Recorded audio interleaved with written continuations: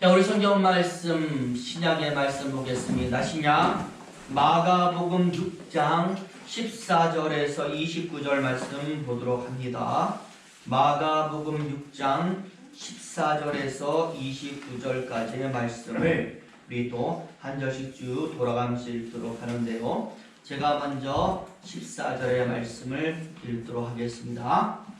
이에 예수의 이름이 드러난지라 헤롯 왕이 듣고 이르되 이는 세례 요한이 죽은 자 가운데서 살아났도다.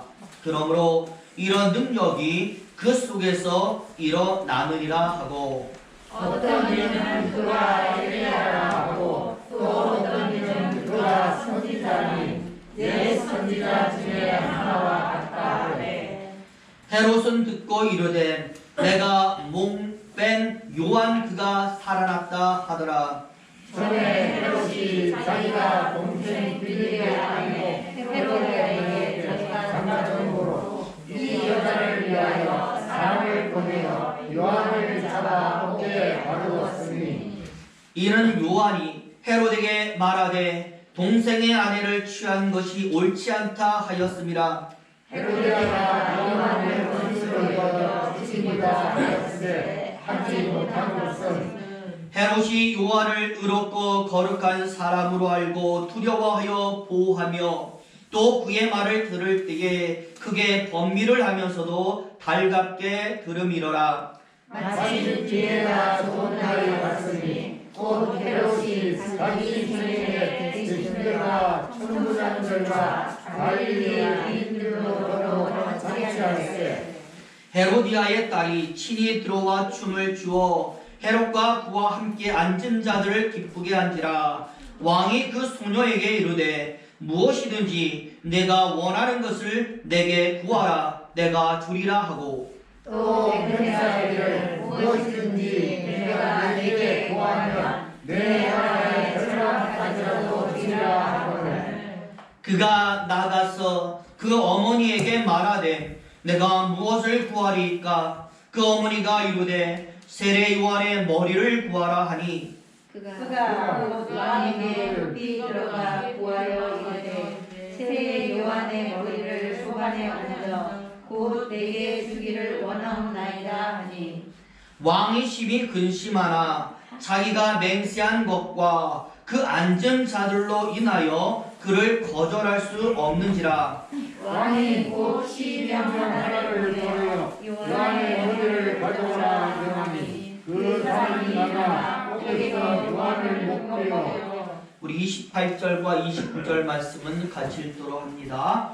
그 머리를 소반에 얹어다가 소녀에게 주니 소녀가 이것을 그 어머니에게 주니라.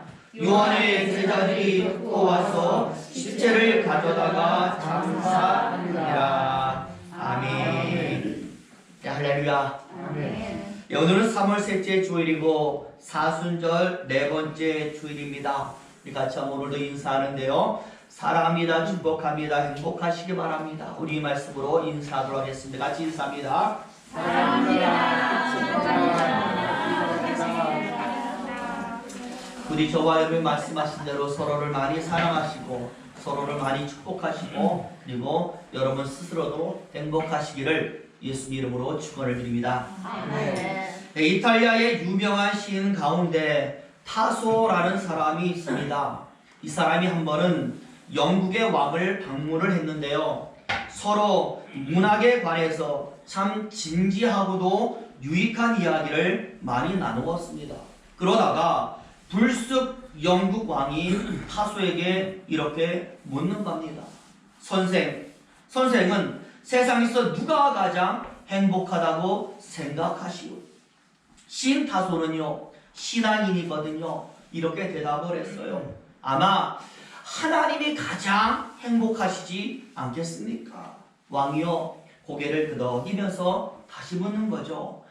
당연히 하나님이 가장 행복하시겠죠. 하지만 하나님은 사람이 아니지 않습니까? 사람 중에서 가장 행복한 사람은 누구라고 생각하십니까? 아마 왕은요, 타소가 자기를 딱 가리키면서 왕께서 가장 행복한 사람이 아니겠습니까? 왜? 왕이라면 할 수 있는 것 다 할 수 있고 가질 수 있는 것 다 가질 수가 있으니까 왕이 제일 행복한 사람입니다 라고 대답하기를 원했던 것 같아요. 그래서 계속해서 물었던 것인데 이 시인의 타소의 대답은요, 또 다른 대답이 나오는 겁니다. 이렇게 대답합니다. 글쎄요, 꼭 한 사람만 꼽기는 참 쉽지가 않은데 하나님 다음으로 행복한 사람이 있다라면 아마 하나님과 가장 가까운 사람이 아니겠습니까?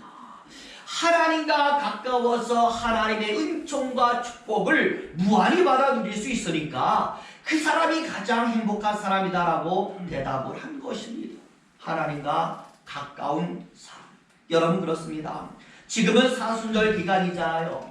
여러분들이 사순절의 의미가 과연 무엇이라고 생각을 하십니까?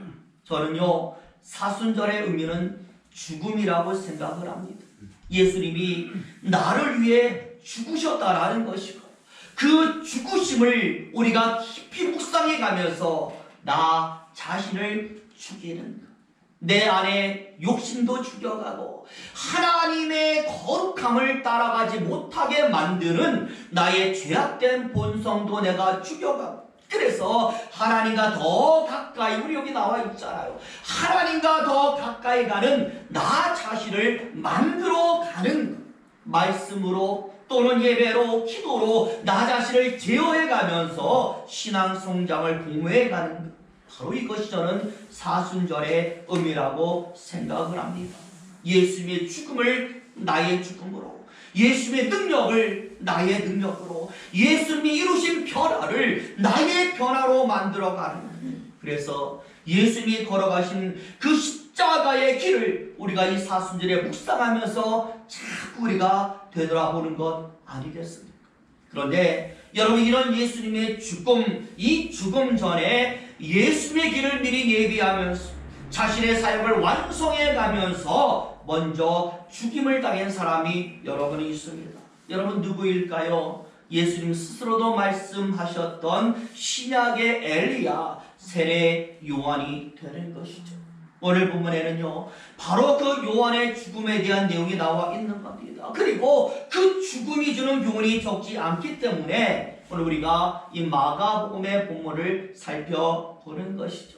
살펴보니까 오늘 본문의 내용은요, 두 부분으로 나누어져서 나오고 있습니다. 16절까지는 우리가 저번 주에 살펴봤죠. 제자들의 전도 여행을 통해서 예수님의 이름이 널리 전파됐다라는 내용이 다시 한번 나와 있고, 두 번째 29절까지는 세례 요한의 죽음에 대해서 회고해 보는 겁니다.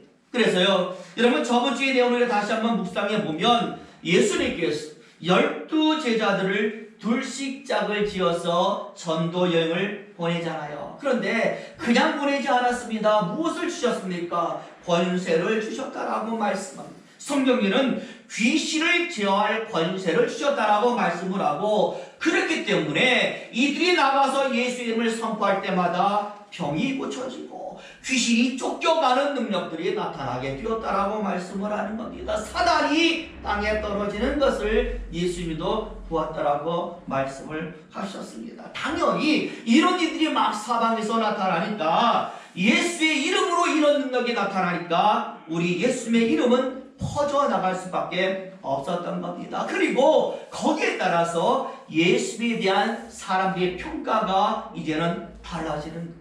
오늘 본문에는 바로 그 평가가 세 가지로 나옵니다. 첫째는 무엇입니까? 예수 그분은 누구다? 엘리야다라는 평가가 하나 나와 있고, 두 번째는 옛 선지자 중에 하나다라고 평가했고, 마지막 세 번째는 죽은 세례 요한이 다시 살아난 것이다 라고 그렇게 평가한 것. 그 가운데 오늘 마지막 세 번째 평가는요, 여러분 누구의 평가겠습니까? 헤롯의 평가로 나와 있는 것입니다. 예수님이 탄생하셨을 때에 모든 아기를 다 죽여라 라고, 아기 예수를 죽이기 위해서 이때 태어난 모든 아기를 다 죽여라고 명령했던 당시의 헤롯은 아니고 그의 아들 헤롯 안티바스, 세례 요한을 죽였던 헤롯 안티바스를 이야기합니다. 그 사람도 예수에 대한 평가를 했는데 내가 죽인 세례 요한이 다시 살아난 것이다 라고 평가를 했어요. 여러분, 이유가 무엇일까요? 이유가 있어요. 오늘 본문에도 계속 나오지만 세례 요한을 죽였던 죄책감이 헤롯에게 남아있었기 때문에 예수님에 대한 소문을 들었을 때에 누구를 생각해요? 세례 요한을 생각을 했던 겁니다. 우리 같이 한번 20절 말씀 다시 한번 읽어볼 텐데 20절 보여주세요. 같이 읽습니다. 시작. 헤롯이 요한을 의롭고 거룩한 사람으로 알고 두려워하여 보호하며 또 그의 말을 들을 때에 크게 번민을 하면서도 달갑게 들으리라. 세례 요한을 죽인 것이 자기 뜻이 아니라는 거예요. 자꾸만 옆에서 붙여 죽였는데 헤롯은 세례 요한을 어떻게 평가하고 생각을 하고 있었느냐? 오늘 본문에 누구라고요? 거룩한 사람이다. 의로운 사람이다. 하나님의 선지자다. 그래서 두려워하면서 보호했다라고 말씀을 하고 있어요. 그리고 옥에 가두면서까지 죄를 지적하고 바른 말하는 것을 막았지만 말을 하면 어떻게 들어요? 달게 받았더라. 옳다 여기고 세례 요한의 말을 인정했습니다. 그러니 헤롯은 누구를 인정해요? 세례 요한을 인정한 거예요. 죽여서는 안 되는 사람이라는 것을 알았기 때문에 죽였을 때에 죄책감을 가지게 되었던 것이죠. 자, 그럼 여러분, 이런 헤롯이 왜 세례 요한을 죽이게 되었는가? 17절 이하의 내용은 이것을 설명해 주는 내용이에요. 몇 가지 단계가 나와 있는데요. 첫 번째 단계는 죄를 지적하는 단계가 나와 있어요. 18절에 나오죠. 요한이 헤롯의 죄를 지적했다라고 말씀을 합니다. 자신의 본처를 내어줬고 이복 동생의 아내와 결혼한 이 부도덕한 불륜, 요새 드라마 있잖아요. 그런 막장 드라마와 같은 그런 죄를 이제 요한이 지적한 거예요. 잘못됐습니다라고 잘못을 지적했던 것이죠. 여러분, 솔직히 잘못된 것을 잘못된 것이라고 말하는 것, 여러분 이거 중요하지 않습니까? 만약에 여러분이 지금 사는 것이 솔직히 어려워요. 그런데 그럼에도 불구하고 사람들이 희망을 가지고 살아갈 수 있는 이유는 아직도 이 사회 속에 뭐가 존재해요? 정의가 존재한다라고 믿기 때문이에요. 비록 악한 사람이 많지만 그래도 선을 알아주는 시대가 아직은 이 시대니까 내가 좀 열심히 하면 내가 성공할 수 있다라는 희망이 있으니까 사람들이 살아가는 거예요. 근데 반대로 죄악이 막 판을 치고 악한 사람들이 전혀 제어되지 않는다라면 여러분, 과연 정신이 제대로 바뀐 사람이 이런 시대를 어떻게 살아갈 수가 있겠습니까? 건강한 사회는 죄를 지적할 수 있고 고칠 수 있는 사회가 건강한 사회가 되는 것이고, 마찬가지로 건강한 신앙도 죄를 알고 그 죄를 내가 되풀이하지 않겠다라는 결단이 가능한 신앙, 이게 바로 건강한 신앙이 되는 겁니다. 오늘 요한은 그것이 안 되는 사회에 살았기 때문에 결국 어디에 갇혀요? 옥에 갇히게 되었던 것이고, 입에 뭐가 물립니까? 재갈이 물리게 되었던 것입니다. 여러분이도 마찬가지입니다. 신앙인의 입에 재갈이 물리면 우리가 살 수 있는 사회는 사라지게 되는 거예요. 그래서 여러분, 사단이 하는 행위가 무엇입니까? 우리 입에 뭘 물려요? 재갈을 물리는 거예요. 외치지 못하게 말합니다. 예수를 말하지 못하게 말합니다. 우리 말을 세상이 알아듣지 못하도록 방해하는 것이 바로 사단의 권세가 되는 거예요. 그렇기 때문에요, 예수님이 십자가에 못 박히시고 부활하신 이후에 제자들이 성령을 받아서 많은 곳에 예수님을 전했지만 그 전한 대가로 많은 제자들이 옥에 갇히잖아요. 잡혀가잖아요. 이때에 바리새인들이 제자들을 만나서 한 이야기가 무엇입니까? 제발 좀 뭐하지 말아라. 예수의 이름만은 말하지 말아라. 예수를 말하지 말라고 입에다가 재갈을 물리는 거예요. 세상과 예수를 떨어뜨려 놓고 신앙인과 세상 사람들 사이를 자꾸 갈라놓는 것이 사단의 행태가 되는 것입니다. 이 세상을 신앙인들이 살 수 없는 환경으로 자꾸만 만들어가서 스스로 포기하게 만드는 것이 사단의 계략이 되는 것이죠. 그러니 저와 여러분, 이런 세상을 살아가는 우리가 해야 될 것이 무엇입니까?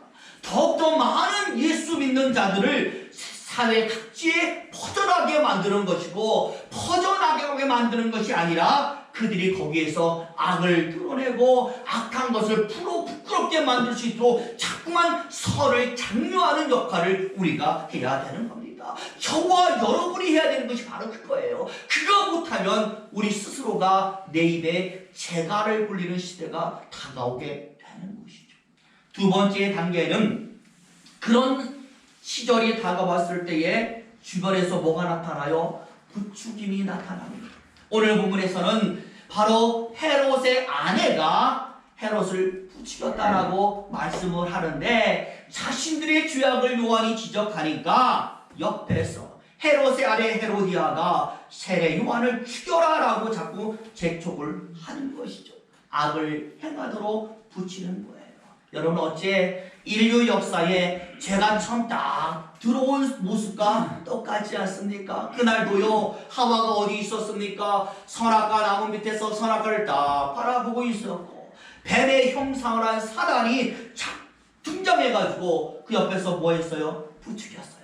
먹어라, 먹어도 된다, 아무 문제 없다라고 마구 부추기니까 이 사단의 부추김 속에서 하와가 범죄했고 에덴의 죄가 생겼고 모든 사람에게 죄의 공포가 다가온 것 아니겠습니까? 그래서요 여러분 명심하세요. 모든 죄는 절대 혼자 지어지지 않습니다. 항상 누군가의 부추김이 있고 무언가의 유혹이 존재할 때 죄가 나타나는 거예요. 여러분 가만히 있어요. 혼자 가만히 있는데 죄가 지워지겠습니까? 옆에서 뭔가 근거를 제공하고 유혹을 제공하고 부추김이 있어야 나타나는, 속삭임이 있어야 죄가 나타나는 겁니다. 죄를 지을 수 있는 환경, 지어질 수밖에 없는 상황이 생겼을 때 사람은 죄를 짓게 되는 것이죠. 그래서 마지막으로 이런 죄악의 부추김 속에서 헤롯으로 하여금 요한을 죽이게 만드는 결정적인 계기가 등장합니다. 바로 21절에 나옵니다. 무엇이 등장합니까? 헤롯의 생일 잔치가 등장을 하는, 많은 사람이 축하하러 왔고요, 선물을 주었고 그 가운데서 헤로디아의 딸이 딱 등장을 해서 헤롯을 위해서 뭘 춰요? 춤을 췄던 겁니다. 얼마나 그것이 보기 좋았는지 거기 모인 모든 사람이 기뻐하고 즐거웠다라고 말했고, 흥을 감추지 못했던 헤롯은 무엇이든지 네가 원하는 것이 있으면 말해라, 내가 다 들어주겠다라는 상을 내린 거예요. 다 들어주겠다. 그러니 여러분, 그 상이 무엇으로 등장합니까? 바로 세례 요한의 머리로 등장하는 것이 24절에 나오거든요. 우리 24절 말씀 있습니다. 24절 보여주세요. 같이 있습니다. 시작. 그가 나가서 그 어머니에게 말하되 내가 무엇을 구하리까? 그 어머니가 이르되 세례 요한의 머리를 구하라. 뭘 구하라고요? 사람의 머리를 생일 선물에 대한 상으로 달라고 여인이 구하는 거예요. 그러니 한 남자의 경솔한 약속과 한 여자의 춤 하나 때문에 세례 요한의 목숨이 사라진 것입니다. 우리는 바로 여기서 두 가지 중요한 사실을 알게 되는 것이죠. 헤롯의 가벼움. 사람은 절대 가벼워서는 안 되는 거예요. 이 귀중한 사람의 목숨을 말 한마디에 죽일 수 있는 헤롯의 가벼움, 이게 여러분 우리에게 있어서야 되겠습니까? 사람의 목숨이 말 한마디에 사라지고 있다라는, 절대 신앙인들은 가벼워서는 안 되는 것이고, 또 하나는 22절에 나오는데 22절 중간쯤에 보면 헤롯과 그와 함께 앉은 자들이 다 기뻐했다라고 했어요. 이 여인의 춤에 기뻐했다라고 했어요. 솔직히 여러분, 왕의 잔치는까지 저 같아도요, 만약 대통령이 생일잔치에 나를 초대한다? 저는 고민할 것 같아요. 야, 어떤 선물을 사갈까? 고민할 것 같아요. 오늘 마찬가지예요. 참석한 많은 사람들이 왕을 즐겁게 하기 위해서 선물도 준비했고 나름대로 많은 것을 준비했어요. 오늘 헤롯의 딸은 춤으로써 왕을 기쁘게 하지 않습니까? 바로 저는 여기에 안타까움을 느끼는 것이죠. 사람의 생일을 축하하는 자리, 그것이 비록 왕이라 할지라도 이렇게 많은 사람들이 모여서 축하하고 선물을 주고 그 마음을 기쁘게 하기 위해서 움직이는데, 왜 우리 하나님을 위해서는, 하나님이 우리에게 얼마나 많은 일을 했습니까? 우리가 얼마나 많은 것을 하나님께 받았습니까? 그런데 이 하나님을 위해서는 그 마음을 기쁘시게 하기 위해서 움직이고 노력하고 힘을 쏟는 사람들이 많지 않을까 굉장히 생각하게 되더라고요. 과연 우리는 하나님의 마음을 기쁘시게 하기 위해서 어떤 시도를 해 보았는가 하는 생각이 솔직히 들었습니다. 그렇잖아요. 부모님의 생일, 자녀의 생일, 저도요 우리 아이들 생일 되면 막 선물도 준비하고 그러거든요. 모든 사람이 마찬가지예요. 이벤트도 준비하고 선물도 준비하고 식사 준비도 하고 참 분주한데 왜 휴일이 되면 그리고 절기가 되면 하나님의 날에 하나님의 마음을 기쁘게 하는 준비를 우리는 철저하게 하지 못하는가? 솔직히 처음부터 반성이 되었습니다. 우리가 만약 내 친구와 내 가족과 내 부모 생일 준비하는 것만큼이라도 우리가 하나님의 날 예배를 준비하면 지금보다도 더 많은 성장과 신앙의 성숙이 일어날 줄로 믿습니다. 우리도요 오늘 이 헤롯의 딸처럼 하나님 앞에서 뭘 춰요? 춤을 춰야 되는 거예요. 하나님 앞에서 무언가를 해야 되는 것입니다. 결국 오늘 말씀은 두 가지 중요한 교훈을 우리에게 보여주고 있습니다. 신앙인으로서 말과 행실에 절대 가벼움을 가지지 말자라는 것 하나. 왜냐하면 말이 가지는 권능이 그만큼 크고 무섭기 때문에 특히 우리는 하나님의 말씀의 권능을 가졌잖아요. 우리 입술에 따라서 사람이 저주받을 수 있고 축복을 받을 수 있기 때문에 우리는 말 한마디라도 조심하게 해야 되는 것이고 그리고 두 번째로 지금 나는 과연 누구를 기쁘게 하며 살고 있는가라는 것 생각해 보아야 되는 것입니다. 여러분 그리스에 가면은요 문화가 발전했으니까 여러 신전도 많고 동상도 많고 석상도 많이 있거든요. 그런데 그 중에 참 희한하게 생긴 동상이 하나가 있다라고 해요. 어깨와 발에는 뭐가 날개가 달려있고 머리가 있는데 머리가 앞에는 풍성하게 났는데 뒤에는 대머리예요. 저와 다르죠. 저는 앞에가 없는데 그 동상에는 뒤가 없고 앞이 있는 거예요. 그리고 또 벌거벗고 있고 이렇게 아주 희한하게 생긴 그 동상이 하나 있는데 그 동상의 이름이 뭐냐? 기회라는 동상의 이름을 가지고 있다라는 거예요. 한번 우리 그림을 보여서 어떻게 나오잖아요. 벌거벗고 있죠. 앞에는 머리가 있죠. 뒤에는 대머리지. 그리고 옆에는 날개가 있죠. 발에도 날개가 있어요. 그런데 이게 뭘까라고 할 때 이 동상을 설명하는 내용이 밑에 있어요. 뭐라고 설명되어 있냐면 이렇게 설명되어 있습니다. 그대의 이름은 무엇인가? 기회. 그대는 왜 날개가 어깨와 발에 달려있느냐? 빨리 날아다니기 위해서. 그대는 왜 발가벗고 있는가? 사람들이 나를 빨리 발견하고 알아보라고.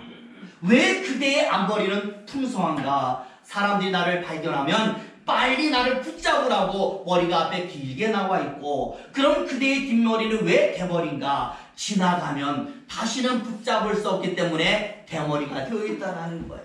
그러니까 신이 사람을 위해서 뭘 만들어줘요? 기회라는 것을 만들어 주었는데 이 기회는 모든 사람에게 동일하게 다가오고 접근하니까 기회가 오면 속히 그 기회를 붙잡고 놓치지 말라라는 의미에서 이런 동상을 고대인들이 만들어 놓은 거예요. 기회는 누구에게나 오니까 절대 놓치지 마십시오. 여러분 그렇습니다. 사람이 하나님을 섬길 수 있는 기회는요 지금 열려있는 줄로 믿습니다. 우리만 섬길 수 있는 게 아니라 누구라도 하나님을 섬기고 하나님의 이름을 말할 수가 있어요. 마찬가지로 우리가 하나님을 기쁘시게 하고 하나님께 영광을 돌릴 수 있는 기회, 하나님의 일을 내가 직접 나서서 할 수 있는 기회가 우리에게 지금 열려 있어요. 그러나 이 대머리가 보여지는 것처럼 이게 언제까지 계속될 수는 우리가 알 수가 없다라는 것입니다. 그렇기 때문에 지금 우리는 하나님을 불러야 되는 것이고, 지금 열렸을 때 하나님을 위해서 무언가 충성하는 모습이 우리에게 나타나야 될 줄로 믿습니다. 부디 저와 여러분 사순절 기간 동안에 우리가 해야 될 것은 하나님을 향하여 우리의 마음과 몸과 정성을 집중하는 것일 줄로 믿습니다. 그래서 부활절을 통하여 그 부활의 모든 영광을 나의 것으로 만드는 것이 우리의 할 일이 되는 것입니다. 부디 저와 여러분 하나님께 집중하시고요, 여러분의 시선을 하나님께로 돌리지 말아서, 아니 반대죠, 여러분의 시선을 하나님께로 돌려서 부디 사단에게 그 마음을 뺏기지 않고, 사단에게 하나님께 받은 모든 것을 뺏기지 않는 그런 여러분 되시기를 예수 이름으로 축원을 드립니다. 기도하겠습니다.